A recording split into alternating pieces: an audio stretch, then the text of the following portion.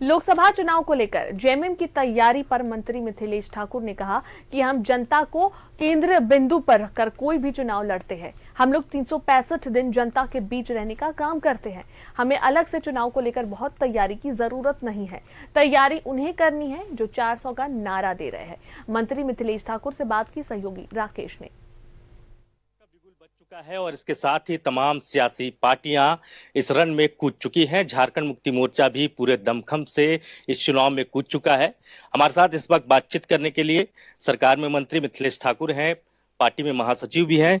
JMM की क्या तैयारी है? महागठबंधन इस चुनाव को लेकर कितना 365 दिन 24 घंटे झारखंड मुक्ति मोर्चा और जो हमारे गठबंधन के साथी हैं जनता के हितों की रक्षा करने के लिए तत्पर रहते हैं। आप कह रहे हैं कि आपकी तैयारी 365x7 चलती है। क्षेत्र के विकास को केंद्र बिंदु में रखकर काम करते हैं और उन्हीं मुद्दों को लेकर जनता के बीच जाते हैं। झारखंड की तस्वीर क्या रहने वाली है 2024 में?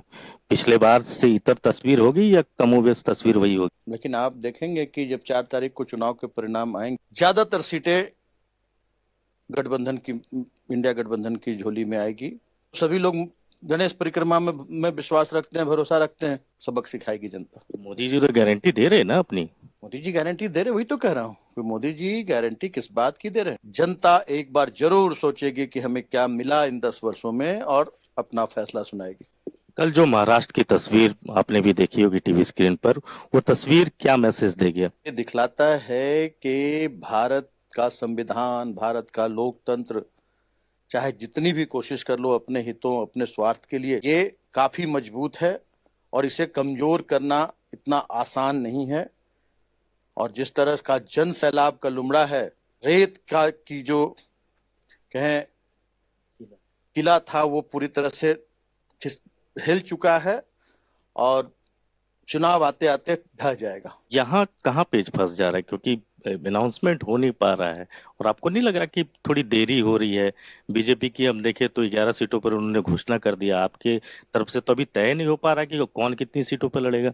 अभी ना तो नामांकन की प्रक्रिया शुरू हुई है, अभी बहुत लंबा समय है। 13 मई को हमारे यहाँ प्रथम चरण का चुनाव होना है, इसलिए हम देर आए दुरुस्त आए की नीति के साथ काम करते हैं। सारा कुछ तय हो चुका है, बस घोषणा का इंतजार करिए। बहुत जल्द आप लोगों को प्रत्याशियों के नाम भी पता चल जाए। मंत्री जी, एक बेहद महत्वपूर्ण सवाल है कि आपके पार्टी के सबसे बड़े रणनीतिकार पूर्व मुख्यमंत्री हेमंत सोरेन वर्तमान में आपके पार्टी के कार्यकारी अध्यक्ष भी हैं, उनका इस बार प्रत्यक्ष तौर पर परोक्ष तौर पर पार्टी को साथ नहीं मिल पाएगा, तो उस कमी की भरपाई पार्टी कैसे करेगी? क्योंकि चुनाव में रणनीति बड़ा महत्वपूर्ण रोल अदा करता है। यही तो रणनीति है हमारे विपक्ष के लोगों की। अप्रत्यक्ष आपातकाल है कि आप अगर, और आज एक हेमंत सोरेन को जेल में डाला गया है, यहाँ 3.5 करोड़ हेमंत सोरेन खड़े हैं और नई आवाज जो है वो गूंज रही है पार्टी के अंदर भी और राष्ट्रीय फलक पर भी। उस आवाज को जेएमएम कैसे आगे लेके जाएगा?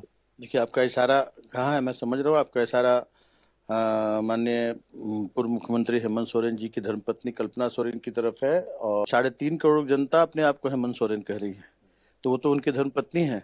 और माननीय हेमंत सोरेन जी को जेल की सलाखों के पीछे डालकर आज उनकी पत्नी जो पूरी तरह से एक गृहिणी थी, जो कमान संभाली है, उसका परिणाम काफी सुखद होगा। शुक्रिया हमसे बातचीत करने के लिए।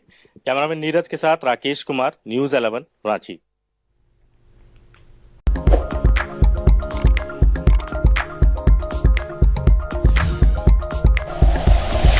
Like and share videos, subscribe करें हमारा चैनल और प्रेस करें बेल आइकॉन।